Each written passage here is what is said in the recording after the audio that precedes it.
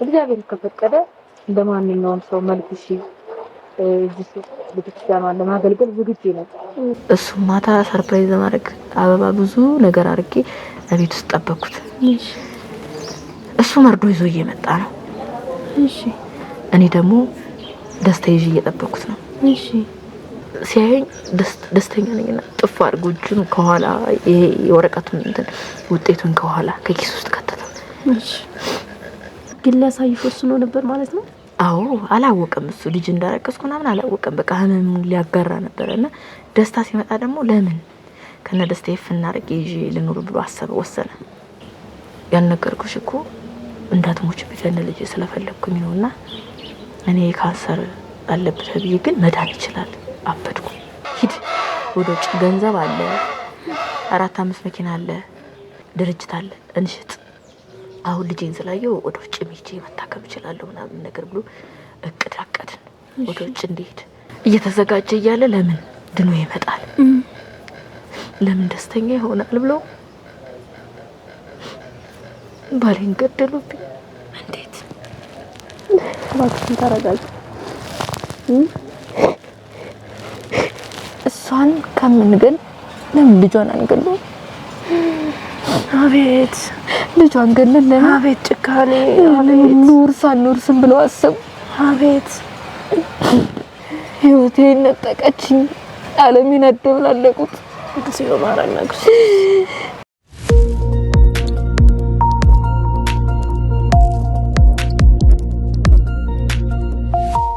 ሰላም ጤና ይስጥልን። የተወደዳችሁና የተከበራችሁ የዙማ ቲቪ ተከታታዮቻችን እንደምሰነበታችሁ። እንግዲህ ውድ ተመልካቾቻችን ዛሬ ደግሞ ካለሁበት አካባቢ ከአዲስ አበባ ወጣ ብለን ነው የምንገኘው ማለት ነው። ምክንያቱም የዛሬ ጉዳያችን በጣም መታየት መሰማት ያለበት ጉዳይ ስለሆነ ከአዲስ አበባ ወጥቼ እንግዲህ የዚህች እህታችን ወጣት ናት። እንደምታያት እምነት ተቀብታለች። ረጅም ጊዜ እዚህ ቤተክርስቲያን ገዳም ውስጥ ነው የምትገኘው ማለት ነው። እንግዲህ ለምን ወደዚህ ገዳም ገባች ማለትም እንግዲህ ምናልባት ገዳም ተገኝቼ ይሄንን ቪዲዮ ስሰራው ለእናንተ እንዴት ገዳም የገቡ ሰዎች ምናምን ልትሉ ትችላላችሁ። ነገር ግን ይሄ ነገር የሆነበት የራሷ ቤተሰብ እንደዚህ ብላ ስለሷ ታሪክ ስላወራችኝ ነውና ምክንያቱም ወደ ገዳም የገባችበት ዓለም ተስፋ አስቆርጣት ወይም ደግሞ ባልሆነ ምክንያት በቤተሰብ በልጇና በባሏ ምክንያት ነገሮች ሰልችተዋት ወይም ደግሞ መረዋት ሳታስበው ነው ወደ ገዳም የገባችው። ጸበል ብላ ነው እንግዲህ የገባችው። እስካሁን ድረስ 3 አመት ሙሉ ገዳም ነው የተቀመጠችው እቺ ሴት ማለት ነው። እንግዲህ 3 አመት ሙሉ አልተመለሰችም፣ ወደ ቤቷ አልተመለሰችም። ያው 3 አመት ማለት ያልፋል ግን ቢሆንም አጠጋግተን ነው 3 አመት የምንለው እንጂ ታዲያ ይቺ ልጅ እንግዲህ ወደ ቤቷ የመመለስ ህልም አላት ወይ ፍላጎት አላት ወይ የሚለውን ነገር ከራሷ የምንጠይቀው ይሆናል። ነገር ግን እኔ ወደሷ ስመጣ ልጇና ባለቤቷ በሰው ተገድለውባት ነው ወደዚህ የመጣችው። ብዙ ንብረት ያላት ድርጅት ሳይቀር መኪና ሳይሆን መኪኖች ያላት ግለሰብ ወጣት ነበረችና እንዴት ያን ሁሉ ነገር ትታ ወደዚህ ገባች የሚለውን ነገር ከራሷ አንደበት ለመስማት ፈልጌ ነው የመጣሁት። ያ ማለት ከገዳም ውጪ ወይም ተይቅርብሽ ልላት ሳይሆን እንደው ወደዚህ ያስገባት ነገር አንዳንዴ ወደ ገዳም ስንመጣ ዓለምን ንቀን እንደዚህ ሀብታችን ንብረታችን ትተን ገዳምን መግባት እንችላለን ማለት ኑሯችን ወደ እግዚአብሔር ማቅረብ እንችላለን ማለት ነውና እንደው ያው ተገቢ አይደለም ብላ ነበረ። ይሄ ነገር ተገቢ አይደለም። እኔ ሁሉን ነገር ትቻለሁ ጥዬ አንድ ልጅ ባሌን አጥቼ እንግዲህ ሰው ገሎብኝ ነው የመጣሁት ተብሎ ነበር። ማለትም ይሄን ነገር እንግዲህ ስላችሁ ቀደም ብዬ ስላወራሁት ነው። ከዛ በፊት የሷ ቤተሰብ ስላወራችሁ ነው ታሪኩንና እንግዲህ ያው አምናበት ነው ይሄንን ቃለ መጠይቅ የምታደርገው ማለት ነው። እንግዲህ እስኪ ከሷ ጋር ቆይታ ይኖረናል። እስከ ፕሮግራማችን ፍጻሜ ድረስ አብራችሁን ተቆዩ ዘንድ እጋብዛችኋለሁ ማለት ነው። እንግዲህ ስለተቀበልሽን እዚህ ቦታሽ ድረስ ስለመጣን ደግሞ እኛም ደግሞ በዚህ በረከት ተሳታፊ ስለሆንን ያለሽበትንም ስላየን በጣም ደስ ብሎኛል ማለት ነው። ምክንያቱም አሁን ይሄን ያህል ቪዲዮ መሰራቱ ለሰዎች በብዙ አንግል ሰዎች ካዩት በብዙ አንግል ሊጠቀሙበትና ሊረዱት ይችላሉና እንዴት ነው ህይወትሽን ወደዚህ እንድትመጪ ያደረገሽ ነገር ምንድነው የሚለውን ነገር እስኪ ያን ያህል ስምሽን መናገር ከፈለግሽም ስምሽን ተናገሪ፣ መናገር ካልፈለግሽም እንግዲህ እንደፈለግሽ አላስገድድሽም። በቅድሚያ ስለመጣሽ አመሰግናለሁ። ግን ደግሞ ያው ለሁሉም አስተማሪ እንዲሆን በእኔ የደረሰ በማንም እንዳይደርስ ስለፈለኩ እና የኔ ሀዘን የኔ ህመም የኔ ስብራት ለሁሉም ማንም ቤት ገብቶ እንዲሰበር ስለማልፈልግ ነውና የተካፈል ትንሽ ቅድም አስቸገርኩሽ መሰለኝ ለመናገርም ያው ማለት አውርቼሻለሁ ከዚህ ቀደምም ቢሆን ማለትም እንዴት ነው በባንክ ቤተሰብ ምክንያት ነው ይሄን ነገር እንግዲህ እኔም ያወቅኩት መረጃውን ስሰማው ውስጤን ነካኝ ማለት ይሄን ያህል ራቅ ያለ ቦታ ቢሆንም ግን ለመምጣት ብዙም አልተገደድኩም እንደምታየው በዝናቡ ነው የደረስነው ረጅም ጊዜ ስለሚወስድ መንገዱ ማለት ነውና ያ ማለት ደግሞ እንግዲህ እስኪ እንዴት ነው ማለት ይቺ ወጣት ሴት ናት ከልጅ አንድ ልጅ ነው የነበራት በጣም የሚገርምና ቅንጥ የሆነ ህይወት የነበራት ሴት ናት እና የገዳሙ ህይወትስ እንዴት ተላመደችው ይቻላል ወይስ ደግሞ አላማው አሁንስ የመውጣት እቅድ ነው ያላት ወይስ በዛው የመቀጠል ምክንያቱም ከአንቺ በአቅራቢያሽ የቅርብ ዘመድ አዝማዶችሽ የሰማሁት መረጃ አልመጣም ብላለች ዓለሙን ማየት አልፈልግም ብላለች የሚለው ነገር ውስጥ ላይ ስላለ ነውና እስኪ መመለስ እንኳን ለምን የማልመኘው ነገር ነው ለምን ብትይ ዓለም የለኝም ነው ዓለሞቼ ቤተሰቦቼ ህይወቴ ሁሉ ነገሬ የነጠቀኝና በዛኛው ዓለም አልተመቸኝም ይሄኛውን ዓለም በቃ ተገላብጦች ነው አንዳንዴ እንዴት መሰለሽ ምናልባት እግዚአብሔር ፈቅዶ ይሄ አንቺ ማንነት ነው ይሄ አንቺ ህይወት ነው ይሄ አንቺ የምትኖሪበት ነው ዓለምሽ ይሄ ነው ብሎኛል ማለት ያለልሽ ፈለኩት ያኛውን ዓለም ቅንጡ መኪና ቅንጡ ቤት ቅንጡ ድርጅት ፍቅር ያለበት የሞላበት በረከት የሞላበት ቤት ነበር ያ ሁሉ ዓለም ድብልቅልቅ አለብኝ ስለዚህ ያኛው ዓለም ለኔ አልሆነም ማለት ነው ያኛው ዓለም ለኔ አልሆነም ማለት አሁን ድጋሚ ደግሞ ከዚህኛው ዓለም ወጥቼ እዛኛው ዓለም ላይ ሂጂ ይኖራለው በፍጹም አላስበው እግዚአብሔር ከፈቀደ እንደማንኛውም ሰው መልኩሽ እዚህ ቤተክርስቲያን ለማገልገል ዝግጁ ነው እዚህ ለመኖር ህይወት እስካልፍ ድረስ እዚህ ለመኖር እንጂ ዘመድም አለኝ ብዬ አላወራም ምክንያቱም ለኔ ዓለሞቼ ቤተሰቦቼ ይሄ ነው ይሄ ዓለም ስለሆነ ለኔ ምንም ትርጉም ስለሌለው ትርጉም አልባ ነው አሁን እንደው ላንቺ አንደኛ አስተማሪ ይሆንልኛል ሁለተኛ አንዳንዴ የልብሽን ቁስል አጋሪኝ እስኪ ሰው በስግብግብነት ከሰው የበለጠ ገንዘብ ይልቅ ሰው መቅደም ይኖርበታል ይሄ ነገር በጣም ስግብግቦች የበዛበት ዓለም ነው ስለዚህ ያን ስግብግብ ዓለም እስኪ እኔ ላስቆመው ይሄ ሰው ይሄ ዓለም መማሪያ ይሆነኛልና ልማርበት ስላልሽኝ እንጂ ፈቃደኛ ሆንኩት ለኔ ካሜራ ቀርቦ ማውራት ለኔ ትልቅ ከባድ ነው ግን ምናልባት እንደኔ የኔን ቤተሰብ የነጠቁኝን አይነት ስግብግቦች በየቦታው በየጉድጓዱ ውስጥ ይኖራሉና ዶል ማንቂያ ዶል ይመስለኛል ለዛ ብዬ ነው እንጂ የምተባበረው እንደዚህ አይነት ነገር ፊቴን ማቅረብ አልፈልግም ነበር አሁን እንደዚህ ይቀርበኝ እንግዲህ ሳልታጠብ ተቀበቀው አንደኛም ደግሞ ዝናብ ላይ ነው የመጣው ተመማለሽ እንዴ የውስጥ ህመም የውጭ ህመም ሳይሆን የውስጥ ህመም ማለት ያን የውስጥ ህመም ደግሞ ለማስታገስ ስትገቢ በሰላማዊ መንገድ ነው የገባሽው ያላቅም ራሴን አላቅም ስትገቢ ራስሽን አላቅም መራኝ ገዳም ማላቋ አገር ምጥቼ እዚህ ቁጭ አልኩት ይሄው ለኔ ሰላም ነው ቤቴም ህይወቴም ዓለምም ይሄው ነው እንግዲህ ቅድም ማደሬን ማሳይቻለሁ ያው እንድቀረጽ ስላልፈለኩኝ ነው እንጂ ሁሉ ነገሩን ያሳይቻለሁና ለኔ ከባድ ህይወት ነው ወደ ታሪኩ ስመጣልሽ እኔ ማለት ወጣቶችን ማነቃቃ ወጣት ሴቶችን ወጣት ወንዶችን በስራ ዓለም ላይ ቀላቅዬ ከነገሽ ዝቅተኛ ሀብት ደረጃ ላይ ያሉ ቤተሰቦች ነው ያሉኝና አንዳንዴ ህይወት በየት በኩል እንደምትቀይርሽ አታውቂም በየት በኩል ደግሞ ዓለምሽ እንደምትደበላልቅ አታውቂም እኔ በጣም ጎበዝ ሰራተኛ ፀጉር ቤት ተሰርቼ ተቀጥሬ እሰራ ነበር በፊት ባንም ሳይኖረኝ ምንም ሳይኖረኝ እና ፀጉር ቤት እየሰራሁ የሚገርምሽ ነገር ጠዋት ገብቼ ከሆነ እስከ 12 ሰዓት ነው ፀጉር ቤት ስራ 12 ሰዓት ደግሞ ፀጉር ቤት ወጣና ደግሞ 12 ሰዓት ላይ ደግሞ ልብስ የሚታጠብ ምናምን ካለ ደግሞ የየዙርኩ ልብስ አጥባለሁ። የሰዎች ልብስ ማለት ነው። አሁን ለምሳሌ ወንደላጤዎች አሉ አይደለ? እነሱ ጋር የዙርኩ ማጥብ ነበር፣ ሰራ ነበር። እንደዛ ምን ይገርም ቤተሰቦቼን እና አባቴን እህት ወንድሞቼ ቀጥ አድርጌ ይዝ ነበር፣ ታግዥ ነበር በደንብ። አንድ ቀን ችግር ነው ያለው ግን እግዚአብሔር ደግሞ ውስጥሽን አይቶ የሆነ ነገር ሰጠኝ። የሆነ ነገር ስልሽ አንድ ጊዜ እንዳጋጣሚ ባለቤቴ ወንደላጤ ነበር እና ፀጉር ቤት እየተቀጠረ ነው ብዬሻለሁ። ሰራተኛ ነበረው አስታውሳለሁ። ገና ልጅ ግርናት ነገርሽ እዛ ፀጉር ቤት ይዟት መጣ። ልጅቷ ሊያሰራ ሹሩባ ሊያሰራት ማለት ነው። አንቺ ግን እኔ ጋር እንግዲህ እግዚአብሔር ተገጣጥሞ ነው መጥቶ በህይወቴ ወንድ ልጅ ሰራተኛ መጥቶ አሰርኩኝ። ያቺ ማለት ሰራተኛው ይዞ መጣ ሊያሰራ ማለት የዛኔ አይን ላይ የተገጣጠመው ከሱ ጋር ማለት በድንገት እንደዚህ ፍቅር ይዘኛል ብዬ በፍጹም አስቤው ማለት እና እኔ ነበርኩ ሹሩባ መሰረት ሹሩባ ስሪያት ምናምን አለኝ። እሺ ብዬ እንደው ልጅ ናት የመሰለችኝ ገና ልጅ ናት።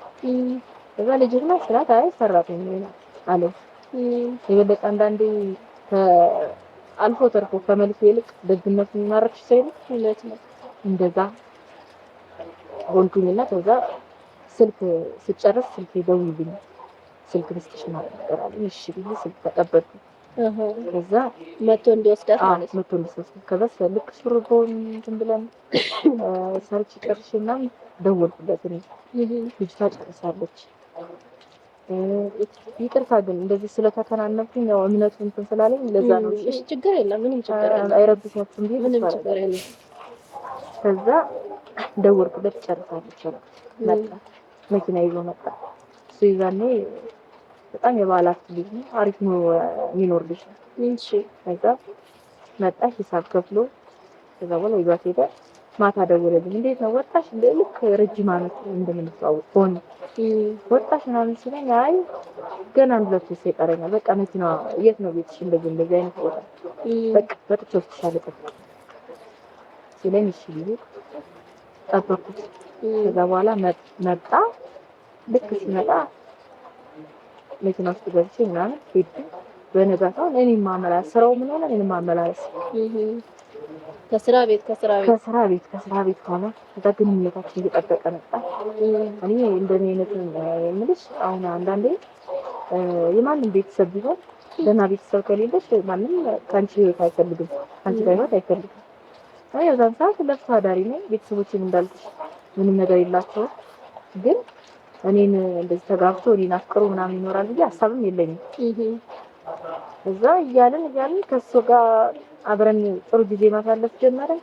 እኔ በለጠ እየወደድኩት በየቀኑ በቃ የሚያደርገውን እንክብካቤ ሰው መሆኑ ጥሩ ነገር አለ። አንዳንዴ ሳስበው ያን ሁሉ ነገር ሳስበው ለምን እዚህ ኖርኩኝ? ምን አለ እግዚአብሔር ቢወስደኝና ከሱ ጎን ብሆንኩኝ እላለሁ ሳስበው ማለት ነው። እና ከዛ ግንኙነታችን ጠበቀ። ከዛ በኋላ ቤተሰብሽን ካላስተዋወቅሽ ማለት ያስተዋወቅ ማለት እናት ያለች እዛ ያክስቴም ልጅ አክስቴም አለች። አንድ ላይ የሆነ ነገር በቃ እናዘጋጅና የመታወቂያ ምናምን ተባለ። ተዘጋጀ ቤት ውስጥ አስተውሳለሁ። ቅዳሜ ቀን ነበር ይዤ ሄድኩኝ ማለት ነው። ከዛ ይዤ ሄድኩኝ። እናቴ ስታየው ወደደች። እኔ በቃ ቤቱን ሲያይ ቤቱ የደከመ ቤት ነው ቤታችን። ቤቱን ሲያይ ቀበሌ ቤት ነው የደከመ ቤት ነው። በቃ እንደዚህ እንዴት ሊቀበለኝ ይችላል ማለት ነገር ብዬ ፍራቻ ነበረኝ። እንደውም የበለጠ ወደዱት ቤተሰቦች። እሱም እኛን ወደደን። ከኔ ጀምሮ ቤተሰቦቼን ጠቅላላ ወደደ። ከዛ በኋላ ልክ እንደውም ግንኙነታችን ከዛ የበለጠ በጠንከር ጀመረ ማለት ነው። ከዛ እንደ የሆነ ቀን በቃ ከኔ ቤት ካልሄድ እናቴን ካላስተዋወቅሽ ምናምን አለ። እሺ ብዬ እናቴን እስቲ አስተዋውቅሻለሁ አለ። እሺ ብዬ ሄድኩኝ። ከዛ ስሄድ ቤተ መንግስት የገባሁ ነው መሰለኝ። ቤታቸው ሌላ፣ ኑሯቸው ሌላ፣ ሁሉ ነገራቸው ሌላ ነው። የቤተሰቡ እኔ ለበስኩት አንድ ረጅም ቀሚስ ነው። ነጠላ ለብሻለሁ። ጭራሽ እናትየው ዘንጣ በቃ እንዴት ልበልሽ ሌላ ዓለም ውስጥ ያለው ነው መሰለኝ። አሁን ራሴን አውጥተናል አመመኝ። ራሴን የዛኔ ሳያቸው ነው ቤቱን ሳየው ሰዎቹ ሳያቸው አሁን እዚህ ጋር ሊቀበሉሽ ነው አሁን እየመጣሽ ወይስ ከራሴ ጋር ሙግት ራስሽ? ከዛ አይ ለምን ራሴን አሳምኜ መግባት አለብኝ ማለት ነው። እሱ በደስታ ነው ያሳወቀኝ። ሄድኩኝ በደስታ ተዋወቅ። እናትየው እንኳን ልትነቀኝ ቀርቶ ከልቧ እናት ሆነች። በጣም መልካም ሆነች። ጭራሽ አልፋ ተርፋ በቃ እንዴት ልበልሽ እኔ ለፍሪዝ ለማድረግ ያ ነገር እንዳይሰማኝ ጎደሎ እንዳይሰማኝ እኔን መሙላት ያዘች። ከዛ ልክ ተመሳሳይ ባይገርምሽ እንደኔ አይነት ቀሚስ ገዝታ መጣች ለራሷ ለብሳ ማለት ነው። በነጋታው ራሷ ለብሳ ማለት እንደኔ ልትመሳሰል ጭራሽ እዚህኛው እኛ ዓለም ድህነት ዓለም ውስጥ ጭራሽ የለችበት ግን እንዳይሰማኝ ብላ እኔ እናትሽም እንዴት እንደማምር በቀሚስ ምናምን ብላ ቀሚስ ለብሳ መጣች። ደስተኛ ሆንኩኝ። እግዚአብሔር አንዳንዴ የሚሰጥሽ በረከት አለና በረከቱን ሰጠኝ በቃ ብዬ ለራሴ አሰብኩ። ከዛ አንደኛ ሰርግ መደገስ አቅሙ ስለሌለ የኔ ቤተሰቦች ዝም ብለው እንዲመጡ እሱ ድል ያለ ሰርግ ካወቅሽ ወደ አዲስ ገበያ ነውና ሰሜን ሆቴል የሚባለው ሆቴል አለ። እዛ ተደገሰ፣ ሰርግ ተሰረተ። በሚገርም ሁኔታ የዛን ጊዜ ዓለምን የጨበጥኩበት ጊዜ ሆነ ማለት ነው። በቅርብ ጊዜ ውስጥ በቃ ፈጣጣ እግዚአብሔር ሲባርከው ማለት ነው። ያንን ለኔ ሰው የሆነውን ሰው ለኔ ማንነት የሆነውን ሰው አገባሁት። የሚያምር ቤት ነበረው የራሱ ማነው ከቤተሰቦቹ 5 ሳንቲም አይፈልግም። የራሱ ቤት ነበረው። መኪና አንድ መኪና ነበር የነበረው። ከዛ ድርጅት ነበረ። ከዛ ልክ እዛ ድርጅት ስታገቢ ሁሉም ነገር ነበረው። ከዛ ልክ ከዛ ድርጅት እኔ እንትን ብዬ ወጥቼ ማለት ገና ድርጅቱን አላስተዋወቀኝም ነበረ። እንደዛ ከተዋወቅን ከተጋባን በኋላ እዛ ድርጅት ውስጥ ነው መስራት ጀመርኩኝ። እዛ መስራት ጀመርኩኝ። ግንኙነታችን የለጠ በቃ ትዳራችን ሞቅ አለ። ጎበዝ ሰራተኛ ነኝ እኔ። ሰራተኞች በጣም የሚገርምሽ እንደኔ ችግር ውስጥ አሉ ቤተሰቦቻቸው አቅመ ደካማ የሆኑ ሰዎች ምናምን ነገር እነሱ እየወሰድኩኝ መቅጠር ጀመርኩኝ። ሳሙና ፋብሪካ ነው እና ፋብሪካው ትልቅ ፋብሪካ ነው። እዛ ወሰድኳቸው ሴቶች ወደ 20 ሴቶች አላውቃቸውም እኮ ግን እኛ አካባቢ ችግርተኛ የሆኑ እንትኖች አሉ። ኢኮኖሚካል ደከም ያሉ እነሱን ወሰድኩኝ። ወደ 20 የሚሆኑ እንትን ወሰድኩኝ ወንድ። አጠቃላይ እኔ የቀጠርኳቸው ራሱ 40 ሰራተኛ ነው የሚሆኑት እውነት። ከዛ በቃ ራሴ ነው ተቋቋምኩ። ይዘው በቃ ለራሴ አሳልፎ ሰጠኝ ማለት ትችላለሽ። ስንኖር በፍቅር በደስታ አንድ ቀን ተጣሉና ምንም አይነት ነገር ሰምተናል እና እኔ አብሮ አደጊ ጓደኛለች ለእሱም እንደዛ። ከዛ እንደውም ዶክተር ናት እሷ። እንደውም እሷ ምንድነው እሱ የሚለው ሁለቱን አጋብተን ለምን ሰላማዊ ኑሮ አይኖርም ምናምን ይላል ማለት ነው። ማንና ማን? የእሱን ጓደኛ እና የኔን ጓደኛ። የእሱ ጓደኛ እኛ ፋብሪካ ውስጥ ነው የሚሰራው። ተቀጥሮ የሚሰራ። የኔ ጓደኛ ደግሞ ዶክተር ናት። የራሷ ክሊኒክ የራሷ ሳይሆን ተቀጥራ ነው የምትሰራው። እዛ ውስጥ ነው የምትሰራው እና ለምን እነሱ እንትን አይሉም አይጋቡም ምናምን ይለኛል። አይተዋወቁም ግን እነሱ በደንብ ይተዋወቃሉ። ግን የመጋባት እንትን የላቸውም የነበረው። የሚተዋወቁት በእናንተ ምክንያት ነው? በእኛ ምክንያት። እሷም ከኔ በቤት ስትመጣ እሱም ደግሞ የጓደኛው ቤት አይደለ እዛ ቤት ሲመጣ ይተዋወቃሉ። ከዛ ዓለም እንዴት ልበልሽ እግዚአብሔር ሰጥቶ ሙሉ ነገር ሰጥቶ ሲነሳሽ አለ አይደለ ነገሩን ሁሉ አቅርቦልሽ ከዛ እጅሽ ላይ ሁሉም ነገር አመድ ሲሆንብሽ እና ለኔ ትንሽ ይሄን አሁን ረስቼው ነበር እንጂ ስለዚህ ወደኋላ መመለስ አልፈልግም ነበር። ግን እንዳልኩሽ ላንቺ ስል ነው ምናልባት በእኔ ምክንያት የሚድኑ ሰዎች ይኖራሉ ብዬ ስለማስብ ነውና በዛ ግንኙነታችን በቃ ትዳራችን ሞቀ። ህይወታችን እንደ መብራት ያበራ ሆነ።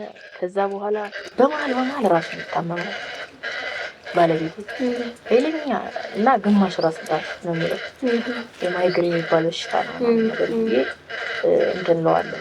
እባክሽ ይሆናል በመድኃኒት ነው ይድናል እለዋለሁ ማለት ነው። እና ያ ቀን በቀን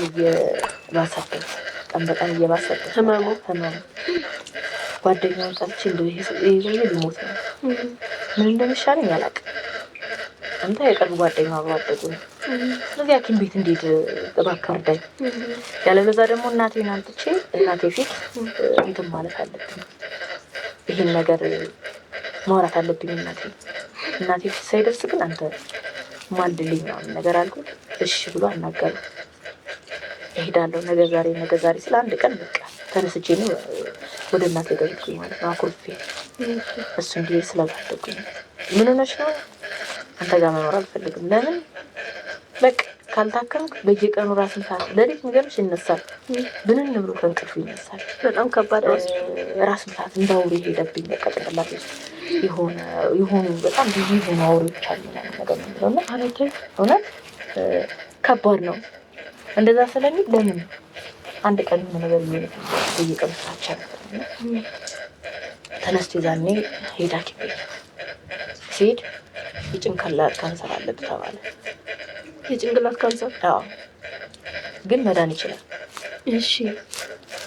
እና ካንሰሩ ገና አልተሰራጨም። አንድ ቦታ ነው የወሰዳችሁት ሐኪም ቤት? አስተማማኝ ነው? አዎ፣ አስተማማኝ ነው። አንድ ሐኪም ቤት ብቻ በነገርሽ ላይ አይደለም ነው በጣም ብዙ ሐኪም ቤት ነበር የሄድነውና እዛ በኋላ ልክ እንደዛም ሆኖ ለኔ አልተናገረም። በመሃል በተጋባን አንድ ወር ምናምን አካባቢ መኪና ምናምን ለኔ እያናገረ ነበርና ያንን ነገር ፕሮሰሱን አልጨረሰም ነበርና ብሞትስ በመሃል የእሱ ሀሳብ ሲነግረኝ ካለፈው በኋላ ይህን ሰርፕራይዝ ሳላረጋት ለእኔ ነው የሚያስበው። ከዛ እንደዛም ሆኖ ደብቆኛል። ቢያንስ ብዙ ጊዜ ሆነው ምንም ነገር አላለኝም። ከዛ ከመሙን ደብቆኛል። አዎ ከዛ በፊት የሚገርምሽ ነገር ማለት ነው አልነበርሽም አንቺ ውጤቱ ሲመጣ? አልነበርኩም። እሱ ነው የሄደው። ጓደኛው ነው የወሰደው እና ጓደኛው እንዳትናገረው ብታል ምን ሆነ ነው ስለው ኧረ እባክሽ ኖርማል ነው ምንም ይሄ የሚያሰጋ ነገር አይደለም ዝም በይው ዝም ብሎ ማይግሬን ያለኝ ግማሽ ራስ ምታት እሱ ነው እና መድኃኒት በምናምን ይመለሳል ምናምን እንደዛ ሆነን ረጅም ዓመት ከዛ በፊት ሳልነግርሽ ከዛ በፊት ረጅም ዓመት በትዳር ስንኖር ልጅ የሚባል ነገር አልነበረም። እና ህመሙ ቆይቶ ነው የመጣው። ልጅ ከመምጣቱ በፊት ምናምን ነገር ነው የመጣው እና ከባድ ለኔ ውጥረት ውስጥ ገባሁኝ። ውጥረት ውስጥ ስልሽ አንደኛ በዚህ በሞቀ እኔ አንቺ በሊሆን አውጥቶኝ ከሞቀ ትዳር ውስጥ አንድ ነገር ነው የጎደለው። እሱም ደግሞ ልጅ ነው። እሱ እንደውም በረከት እባክሽ እግዚአብሔር ሲባርከን ይሰጠናል። አትጨናነቂ። ምን በጣም ጥሩ ሰው ነው። በጣም ምንም እሱ ያጽናናኛል። ልጅ አለመኖራችን ለኔ ምንም ተጽዕኖ አልሰጠኝም። እና አንዳንዴ የሆነ ልጅ ጓደኞቼ ወልዶ ምናምን ሳያቸው ምን አለ በኔ ቦታ ማለት እኔም እንደነሱ በሆንኩኝ እሱን ባስደሰስኩት ከዚህ ከሞቀ ህይወት ውስጥ ለምን ልጅ አልሰጠኝም ምናምን ብዬ አማርራለሁ ሁሌም። እሺ እሱ ግን ምንም አንድም ቀን በቃ የልጅን ናፍቆት እንድረሳ እንጂ እንትን እንድል አይፈልግም በፍጹም። እና የሱ መጽናናት የሱ ከጎኔ መሆን የሱ እንክብካቤ አንዳንዴ ያጽናናኛል፣ እንዳይሰማኝ ያደርገኛል። ግን ደግሞ ልጄ በውስጤ ያለ የልጅ ጉጉት እዛ ድንገት ይሄንን ህመም እንዳልኩሽ እንትን ብሏል፣ ደብቋል። ከዛ በኋላ የሆነ ሰዓት ላይ እንጃ ፍቃድ እያለማመደኝ ነበረ። መኪናውን እንዳልኩሽ መኪና ገዝቶ ሰርፕራይዝ ያደረገኝ ነው እንግዲህ ህመሙን የደበቀውና እኔ ያንን ስሜት እንትን ብሏል። ጨርሶ ሙሉ ክፍያ ጨርሶ ምናምን እኔን መንጃ ፍቃድ ዝም ብለሽ ተማሪና አንድ ቀን እገዛልሻለሁ ነው የሚለው። አንድ ቀን እገዛልሻለሁ። ከዛ ድንገት ወደ ሱሉልታ እየሄድኩኝ የሆነ ነገር ተሰማኝ። የሆነ ሆድሽ ውስጥ ውሩር የሚልብን ነገር የለም? እንደዚህ አይነት ስሜት ሲሰማኝ ድንገት ገብቼ ስመረመር 1 ወር ከምናምን ነፍሰ ጡር ነሽ ግን አይታወቅም ማለት ሆዴም አይታወቅም ስትለኝ በቃ ዓለም ለኔ የተሰጠች ነው የተሰማኝ እና ያንን ነገር ለመናገር እሱ ማታ ሰርፕራይዝ ማድረግ አበባ ብዙ ነገር አድርጌ ለቤት ውስጥ ጠበቅኩት። እሱ መርዶ ይዞ እየመጣ ነው። እሺ እኔ ደግሞ ደስታ ይዤ እየጠበቅኩት ነው። እሺ አንዳንዴ እንዴት በኔ ቦታ ሆነሽ ስታስቢው ከባድ ነው። እሱ የመርዶውን ሰርቲፊኬት ይዞ እየመጣ ነው የተሰጠውን የህመም የሐኪም ቤት ውጤት ይዞ እየመጣ ነው። እኔ ደግሞ የርግዝና ወረቀት ይዤ እየጠበቅኩት ነው። እሺ ሀዘንና ደስታ ሲፈራረቅ ማለት ተደበላለቀብኝ። ዓለም እኔ አሁን ማልቀስም አልፈልግም። ለምን ያኛውን ዓለም ትቼው ደረስቸው የኔ ማልቀስ የኔ አንዳንዴ ምን አለ ፈጣሪ በልጅነቴ እንደዚህ ቀጣኸኝ ብዬ ሁሉ የተማጸንኩበት ጊዜ ነበርና አይዞሽ ከባድ ለኔ ከባድ ነው። እኔ ጃላቅ ይቅርታ ማልቀስም አልፈልግም ነበር ግን አትሺም አይቻልም። ይሰማል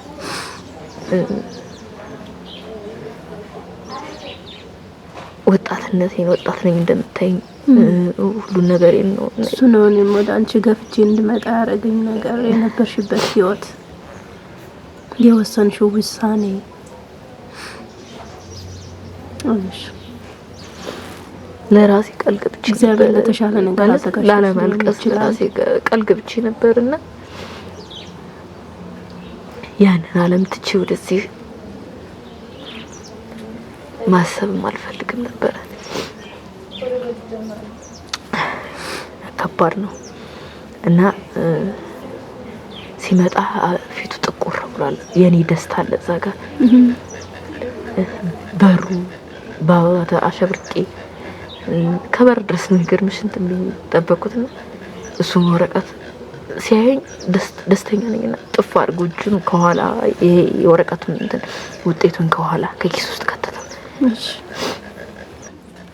እሺ ገና ሲመጣ ሲያየኝ ደስተኛው ያለውና ያን ደስታዬን ማበላሸት አልፈልግም። ምን ሆነ ነው ፊቱ ጥቁር ብሎብኛል። ምን ሆነ ነው አልኩት። አይ ምንም አለኝ። ምን ሆነሽ ነው አንቺ? ቀጥታ ቶሎ ብዬ ተንደርድሬ ጠረጴዛ ላይ ያለው ወረቀት ሰጠው። የዛን ቀን ፌንት ሰራ። መቋቋም አልቻለም። ሲያይ ደስታም አለ ህመምም አለ ጭንቀት። በፍጹም የበሽታ ደግሞ ጭንቀት አይፈልግም እና አይምሮ ተጨናነቀ። ፌንት ሰራብኝ። እሱን አባቢ ውሃ ደፍቼም ብዬ ከዛ ወደ ራሱ እንዲመለስ አድርጌ ጠበቆች ነበሩ። እነሱን ጠርቼም ብዬ እዛ ያን ወረቀት እንደያዘው ምን ተያይዘን እንሄዳለን። መኪናውን አስነስተው ምናምን ጠበቆቹ ይዘውን ሄዱ ሐኪም ቤት ፌንት እንደሰራ ማለት ነው። ከዛ ልክ ጉሊኮስ አረጉለት እና ምንም አይነት እዛው ሐኪም ቤት ነው የሄድነው። እኔም ስለማውቀው ምንም አይነት ነገር ለባለቤቴ እንዳትነግሯት ምናምን ስለተባለ ለኔ አልነገሩኝም። ምን ሆነ ነው ስላቸው ደስታ ነው እንደዚህ ከልክ በላይ ስለሆነበት ጭንቅላት መቋቋም አልቻለም። ደበቁሽ ሲሉ ይሆናል ብዬ አሰብኩ። ይሆናል ወደ ራሱ እስከሚመለስ ጠብቄ ከዛ አበድኩበት። ለምን እንደዚህ ትሆናለህ? እኔን ጥለህ ለምንሄድ እንዴት አንተን እንተላለን ምናምን ብዬ አይ የምርሽን ነው እስቲ ያሳየኝ ከእንደገና ብሎ እዛው ወረቀቱን እዛው ትቼው መጥቻለሁ ቤት። እዛው አስመረመረኝ እዛው ማለት ነው። ምን ሆኖ ነው ስላቸው እነሱም እንደዚህ ተመሳሳይ ነገር ስለነገሩ ጭንቀቴን ተውኩኝና ደስታዬን ለማጋራት ወሰንኩኝ።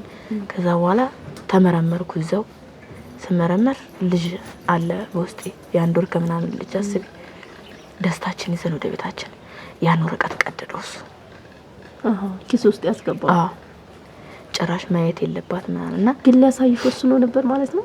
አዎ አላወቀም እሱ ልጅ እንዳረቀስኩ ምናምን አላወቀም። በቃ ህመሙን ሊያጋራ ነበርና ደስታ ሲመጣ ደግሞ ለምን ከነ ደስታዬ ፍናርቄ ይዤ ልኑር ብሎ ወሰነ።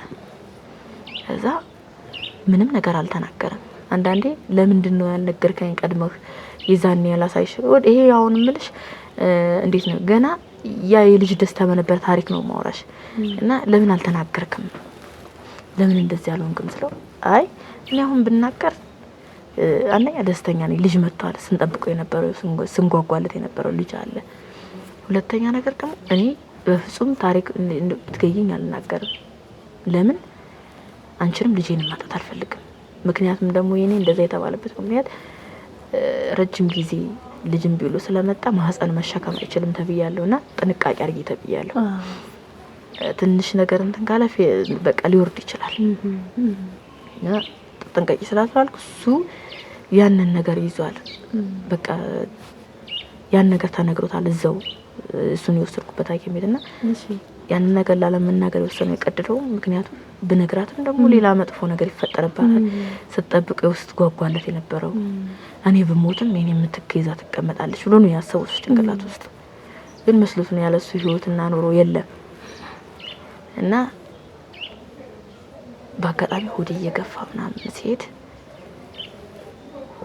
በቃ ያዞረዋል። መቋቋም አልቻለም። ደግሞ ውጪ ሄደው ታከም መዳን ይችላል። አዎ መዳን ይችላል። ካንሰሩ ሙሉ ለሙሉ አልተቆጣጠረህም። ሙሉ ለሙሉ ተቆጣጠረህ ማለት ትሞታለህ ተብሏል።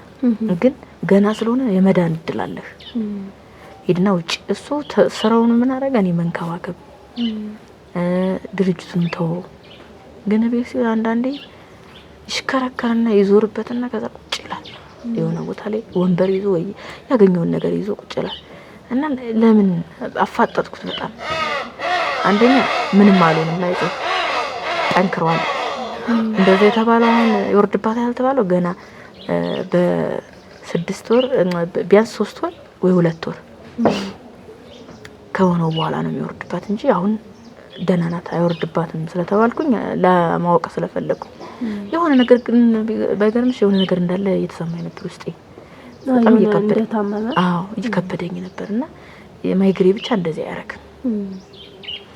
ከዛ ስለው እኔ እኮ ታማሚ ጓደኛውንም ለመጠየቅ አልሞከርሽም ማለት ነው? ጠይቀዋለሁ። እሱ አብሮት የነበረው እሱ ነው። እንኳን እሷ ታውቃለች። ሴቷ ጓደኛዬ ራሱ ይሄኛው እንደነገራት ጓደኛው እንደነገራት ስለማቅ እሷም ኧረ ምንም ማይግሬ ነው የታመመ ያለኝ ምንም ነገር የለም ብሎኛል። ሸፋፍነው ነው ተደብቄያለሁ። ከዛ እናቴ እኔ እኮ አሁን ያልነገርኩሽ እኮ እንዳትሞች ቢገን ልጅ ስለፈለኩኝ ነውና እኔ ካንሰር አለበት ብዬ ግን መዳን ይችላል። አበድኩ ይዛኔ ነው በቃ ምን ነው ባልተወለድኩ ምን ነው ይሄንን ሁሉ ነገር ባልጀመርኩ ያልኩበት ጊዜ። ምክንያቱም ገዳይ በሽታ እንደሆነ አውቃለሁ። ግን ደግሞ በደንብ ካመንሽበት ወደ እግዚአብሔር ከመጣሽ እንደሚድንም በሽታ እንደሆነ አውቃለሁ። ሂድ ወደ ውጭ ገንዘብ አለ 4-5 መኪና አለ። አንዴ የኔ መኪና አለ በይ የሱ መኪና 3 ደግሞ ተቀጥረው የሚሰሩት ልጆች መኪና አለ። ድርጅት አለ እንሽጥ ሙሉ ነገር እንሽጥና እንሂድ በቃ መዳን ትችላለህ ምናምን አልኩት። ከዛ በመሃል ልጃችን እያደገ ነው የሚወለድበት ጊዜ እየደረሰ ነው።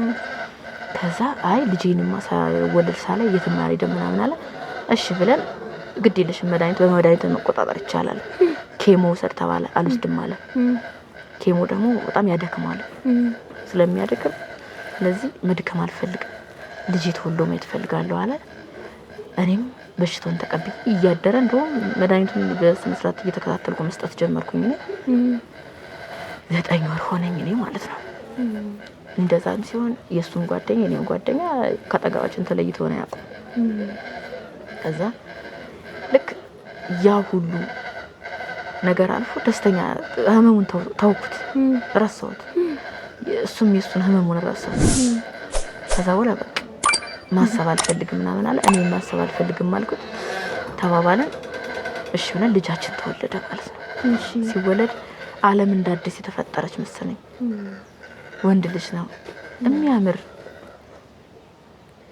ስታየው የሚያጓጓሽ ለማንም ለባዳ ራሱ እንኳን እናት ቀርቶ ለባዳ ራሱ የሚያጓጓ ልጅ ነው። እስካሁን ጭንቅላቴ ላይ ያለ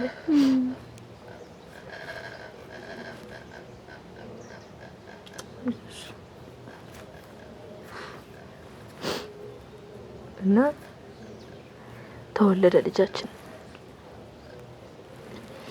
ቤተሰቦቼን ሰበሰብኩ፣ ዘመድ አዝማድ፣ እህቶቼ ልጆች፣ አክስቶቼ ልጆች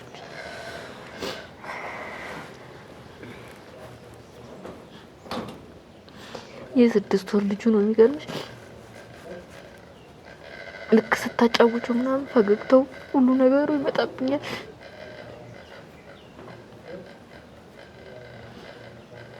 ከዛ እንደምንም ተቋም በቃ ተሰበሰበ ዘመድ ምንም የልጄን እንትን ማክበር ጀመርን። ደስተኛ ሆነ 6 ወር። ከዛ ደግሞ 1 አመት በቃ እያደገ እድገቱ አይደል በየቀኑ የሚታየው እያደገ መጣ ምናምን። እሱ ምንም አልሆንም፣ ግን እየባሰበት እንትኑ ካንሰሩ እየተሰራጨ እየባሰበት ነው። አሁን ልጄን ስላየው ወደ ውጭ ሄጄ መታከም እችላለሁ ምናምን ነገር ብሎ እቅድ አቀድን ወደ ውጭ እንዲሄድ። በቃ ልጅህ ተወልዷል፣ ለልጅህ መኖር አለብህ አባቴ ብሎ ነገ 1 አመት ሆኖታል። በ1 አመት ውስጥ ደግሞ 2ኛ አመት ይመጣል እያለ 3ኛ አመት ይመጣል። ስለዚህ ልጅህን አባዬ ብሎ እንዲጠራ ከፈለክ ሂድና ታከምና ዳንለት። ስለዚህ ሂድ ምናምን ብዬ እቅድ አወጣን። በቃ ሊሄዶ ሊታከም ቃል ገባልኝ። እየተዘጋጀ እያለ ለምን ድኖ ይመጣል፣ ለምን ደስተኛ ይሆናል ብሎ ባሌን ገደሉብኝ። እንዴት?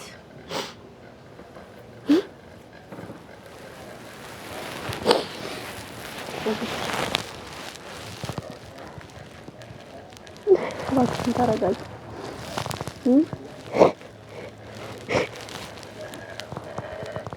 ጠንከር በይ እባክሽን። ለምን ድኖ መጥቶ ከሷ ጋር ይሆናል? ለምን ልጁን ያያል? ለምንስ ይሄን ዓለም ከሷ ጋር ያጣጥማል ብለው ነጠቁኝ። ባሌን ገደሉት። እንዴት ነው ግድ? ማን ነው ገደለ? አብሬያት መበላት፣ አብሬ ብዙ ነገር ማሳልፈው፣ ልብሴን እንደ ልብሷ ተጋርታ ምግብ እንኳን ስንበላ ይሄ ምግብ ላንቺ ይሻላል፣ ይሄ ምግብ ለኔ ይሻላል ተባብለን አብረን የምትኖረው የገዛ ጓደኛው ገደሉት። እሷ መርዝ እሷ ተሰራጭቶ ትንሽ ደቂቃ ቆይቶ መርዙ ካጠገቡ በቃ ከውስጡ ትንሽ የ1 ሰዓት ምናምን የሚያቆይ መርዝ ቀመማ ይዛ መጣች። እሱ ተባባሪ ነው። ጓደኛዬ ና እንብላ፣ ጓደኛዬ እና ምግብ እንብላ፣ ራሱ ድርጅት ተቀጥሮ የሚሰራ ጓደኛ እና ምግብ እንብላ ጓደኛዬ ብሎ ቢጠራው እሱ ግን ለካ እባቡን ጠምጥሞ አንገቱ መጥቷል። ከዛ በኋላ ከሚበሉት ምግብ ላይ ለብቻ ነው የበላ ነው ያለኝ። እየቆየ ሲመጣ ፍርፍር አልተስማማኝም ማለት ነው። ሆድን እየቆረጠኝ ነው። ከማን ጋር ነው የበላው? ከጓደኛዬ ጋር ነው። ከማን ጋር በላለ? አንቺ ደግሞ ግን ዛሬ ጋር ያለ ድሮ ለብቻ እንብላለኝ። አንቺ ነው? አዎ አይደለም። እሱ መጀመሪያ ጓደኛው ይሄንን እቅድ አቅዷል። ለካ መርዝ አድርጎ ነው እሱ። ምን ሆነ ነው ሆድን የምትጠመዘዘው? ጥምዝዝ ይላል መጥቶ። ኧረ እባክሽ ጓደኛ አብረን እንብላ ስለው አልበላም እኔ ብቻዬን ነው የምበላው አለኝ። እኔ ደግሞ አንድ ላይ መብላት ፈልጌ ነበር፣ ግን ለብቻ ፍርፍር በላን ዛሬ ያለ ድሮ እንደዛ በላን አለኝ። እኔም አልተጠራጠርኩም። ከዛ በኋላ 1 ሰዓት በኋላ ባሌ ህይወት ከልጅቷ ጋር ነው የቀመሙት መድኃኒቱን። እሷ ዶክተር ናት፣ ቀማሚ ናት። እሱ ደግሞ አብይ ነው አበላ። አቤት እግዚኦ። ባሌ ሞተ። ወዲያውኑ ጸጥ አደረጉት። ጸጥ አለ። 1 ሰዓት ነው እኔ ጋር የሆነው። 1 ሰዓት ነው ልጁን ያየው። 1 ሰዓት ነው ቤተሰቦቹን የተሰናበታቸው። ከመሄዱ በፊት እናቴን ጥሪልኝ አለ። እናቱን ጠራውለት። የኔን እናቱን ጥሪ አለ። ያክስቴ ልጅም አለች። ተሰበሰብን ሁላችንም ተሰባሰብን። ከዛ በኋላ ህይወቱ አለፈች። እጄ ላይ ህይወቱ አለፈች። ልጁ ነይን እያሳየ ህይወቱ አለፈ እና ከዛ በኋላ በቃ እሱ ሞተ። እሱን ቀብሬ ዓለሜ ሁሉ ልጄን ሁሉ ታውቁት ተደበላለቀብኝ፣ እንደ እብድ አደረገኝ። ከዛ በኋላ እሱ ከጎኔ ተለይቶ አያውቅም። ጓደኛው እኔ መንከባከብ ጀመረ። አደራ ብሎኛል። ሊሞት ነፍሱ ሲወጣ አደራ ብሎታል። አንቺን እና ባሌን በቃ አደራ ሚስቴን ልጄንና ሚስቴን አደራ ምናምን ብሎታልና እንክብካቤው ልዩ ሆነብኝ ብታይ። እና የሆነ ቦታ ደግሞ እንጠጣ ነበረ ከሱ ጋር አብረን እንዝናና ነበርና እዛ ቦታ በምን እንደሞታ አልታወቀም። ምንም ያስከሬ ምርመራ ምንም ተመርምሯል። ምንም የለም። የተመረዘ ነገር የለም። የተመረዘ ነገር እኮ የለም። ይሄ እኮ አውቀውበት በስነ ስርዓት ከአንድ ሰዓት በኋላ አስበውበት ከአንድ ሰዓት በኋላ እንደሚጠፋ ስለሚያውቁ መርዙ ከውስጡ እንደሚጠፋ ያውቃሉ በደንብ። አቤት የተማረች አይደለች ዶክተር አለች እንዴ። ከዛ በኋላ ለምን እዚህ ቦታ ለምን ይሄንን ነገር እንትን አለለም ምናምን ብዬ ሄድኩኝ። ከዛ እዛ ቦታ ሲሄድ በመኪና እየመጣ ወስደኛል። እዛ መጠጥ ቤት ሲሄድ ጓደኛው ጫው ለልጅሽ መኖር አትፈልጊም? እፈልጋለሁ እና ነይ ሂጂ። እሺ አሁን እያደረ ደግነቱ ባሰብኝ። ግን እዚህ ትንሽ መዝሙር ጸሎት ሊጠናሉ አይደለ? ትንሽ ከመረብሻቸው ወደዛ ነው እንሄድ ወደዛ ይቻላል።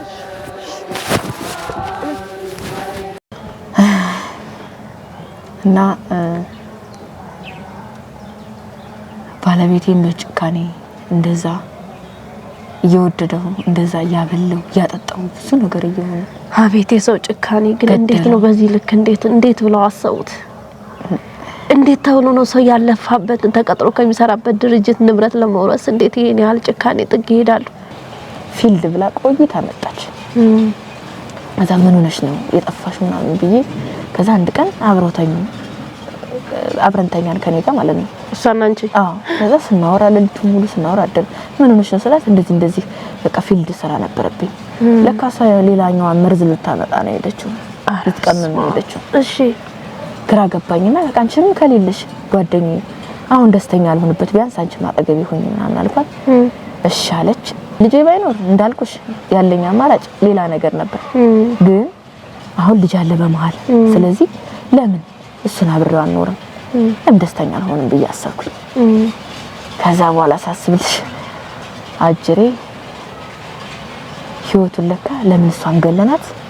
ለምን ብራችን ወስደን ለምን ፍቅራችን አናጣጥም? ምናምላትና እሺ ብሎ ይመከራሉ እኔን ለመግደል። አቤት አንቺን ለመግደል? አዎ እኔን ለመግደል። ከዛ በኋላ አንድ ቀን መሳቢያ ይስብልሽና ወረቀት ሲያዩ ሁሉም በልጄ ስም ነው ንብረቱ በልጄ ስም ነው። ምንም አይነት ነገር የለውም። እሺ ስለዚህ እኔም የለኝም ማለት ነው። ስለዚህ ለምን እሷን ከምንገል ለምን ልጇን አንገሉ? አቤት ልጇን ገለለ። አቤት ጭካኔ። አቤት ኑርሳን ብለው አሰቡ። አቤት እቺ ቆሻሻ ናት፣ በጣም ባለጌ ናት አንቺ እሷ ራሱ። ከዛ በኋላ ለምን ሁሉ ነገር አናረግም አሉ። ተመካከሩን። ያላቅም ምንም አላቅም። እያወቀች ፍቅረኛዋ ጋር አንቺ አብረሽ እንድትሆኝ ህይወቴን አበቤን ማንነቴን ሁሉን ነገሬን ነጠቁኝ። ልጄንም ገደሉት። ልጄንም ገደሉብኝ። ሲያማርነ ክርስቶስ ልጅሽ እንዴት አድርገው ነው የገደሉት? ተመሳሳይ በሚጠጡት ጡጦ ውስጥ መርዝ ጨመራችበት እሷ። ከዚያ በኋላ ልጄን ገደለችው። ህይወቴን ነጠቀችኝ። ዓለሜን አደብላለቁት። ሲያማርነ ክርስቶስ። እሺ እንዴት ነው? ከዛስ እንዴት ነው አሁን እነሱ መሆናቸው? ከዛ በኋላ ወንድሜ ይሄን ነገር አላማረኝም እስኪ ተከታተል ምናምን ብሎ አንዱን ጓደኛውን እንዲከታተለው አደረገ። እሺ ጥርጣሬ አደረባችሁ። ከዛ እሱ ምንም ሊናገር አልቻለም። እሷን አጠመዳት። እሷን አጠመዳት። ከዛ በኋላ እንደ ፍቅር ያዛት የእንተዎችና ምክንያቱም ገንዘብ ነው ከዚህ ጋር ያገናኛል። ይሄን ተታያኛውን አፈቀረች ወንድሜን ጓደኛ። ጠጥታ ሰክራ ሁሉንም ተናገረች። ተናዘዘችው እንዴት እንደገደለቻቸው ያ ልጅ እንዴት እንዳለቀሰ አንድ ሰዓት ሙሉ እንዴት ጣር እንደያዘው ምንም ልረሳል። ልጅ እየተንፈራፈረ አድኝኝ እናቴ የሚል ነው የሚመስለው። ፊቱ እነዛ የሚያማምሩ ፊቶች ሁሉ ተቀየሩብኝ።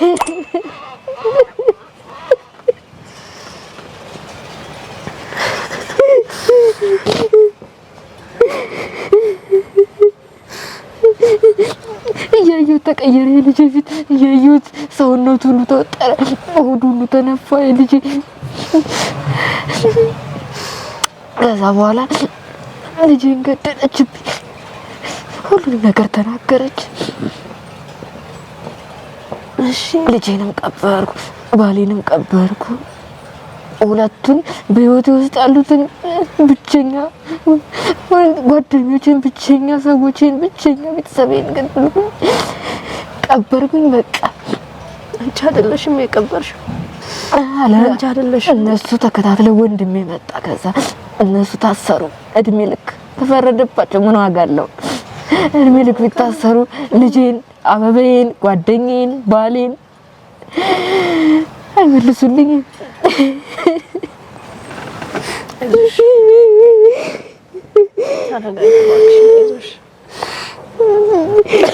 ለምን መጣሽብኝ እባክሽ ቅርበኝ በቃ እሱን አስቤ አይደለም ለምን መጣሽብኝ ትቼው ነበረ ይሄኛው አልሆነኝም ብዬ ትቼው ነበረ ይሄኛውን ዓለም ትቼ ሌላ ዓለም ውስጥ ነበር የተቀመጥኩት ለምን መጣሽብኝ ልጄ አንጀቴ ውስጥ ነው ያለው ልጄ እዚህ ውስጥ ልረሳው አልቻልኩም እዚህ ረሳሁት ብዬ እዚህ እኖራለሁ እንጂ ጭራሽ ልረሳው አልችልም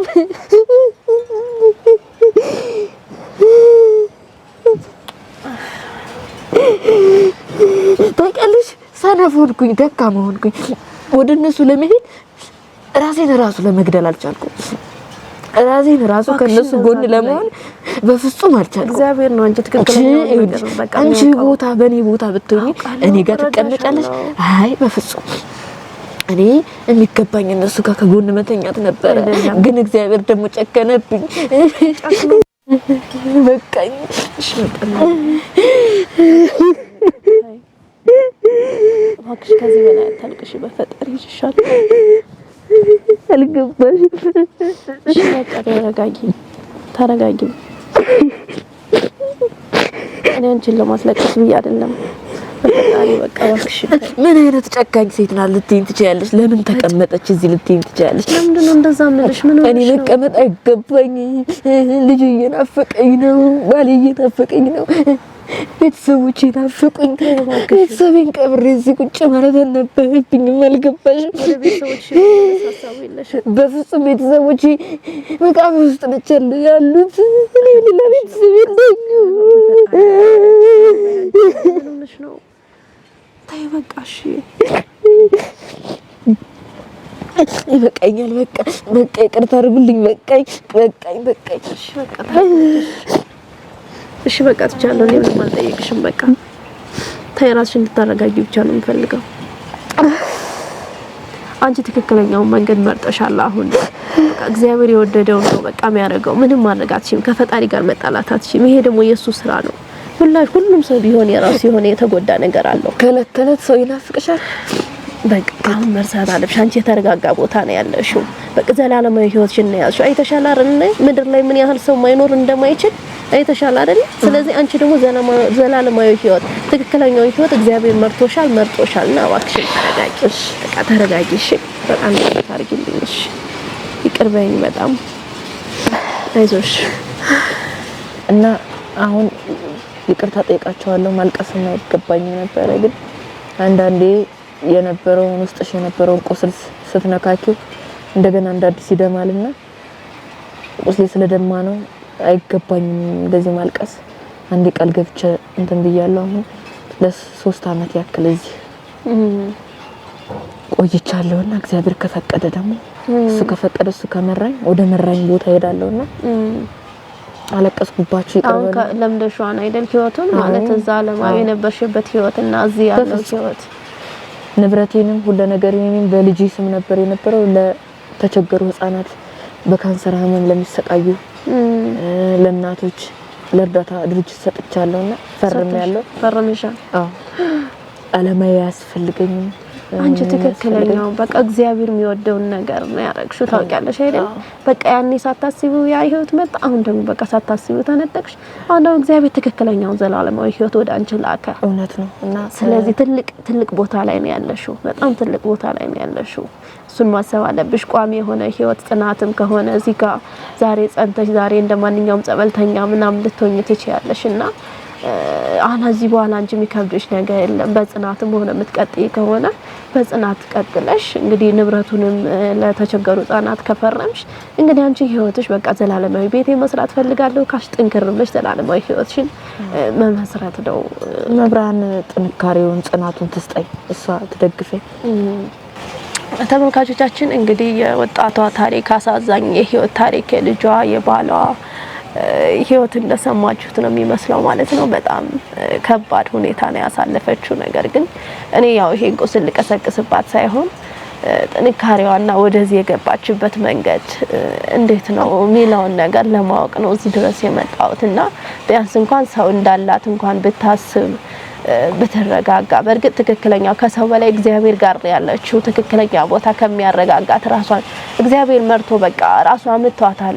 ልክ ናት። ሰው ሲመረው ህይወትን ማጥፋት ምንም ሊኖር ይችላል። እቺ ሰው ግን ከሱ ደጅ በሱ ቅፍ ውስጥ ነው ያለችውና አሁንም ቢሆን ድንግል ማርያም ትክክለኛውን የመረጋጋቱን ህይወት ዘላለማዊ ህይወትሽን እንድትሰጥሽ ነው የምፈልገውና ብርትት እንድትይ ነው የምፈልገው። ቀያኛውን ዓለም ረስታ ሁሉንም ነገር ትታለች። እንግዲህ 3 አመት ማለት ትንሽ ነው። በቤተ ክርስቲያን ጽናት ትልቅ ጽናት ይፈልጋል ነው ወደ ምልኩስናው ወደ ምኑ ለመሄድና እሱን ጽናት ደግሞ እግዚአብሔር እንዲያድላት እንዲፈቅድላት እንድትበረታ እናንተም ደግሞ እግዚአብሔር ያበርታሽ በሏት። እንግዲህ በጸሎታችሁም አስቧት ማለት ነውና እንግዲህ ተመልካቾቻችን ይሄን ይመስል ነበር። በድጋሚ እስከምንገናኝ ሰላም ቆዩልኝ።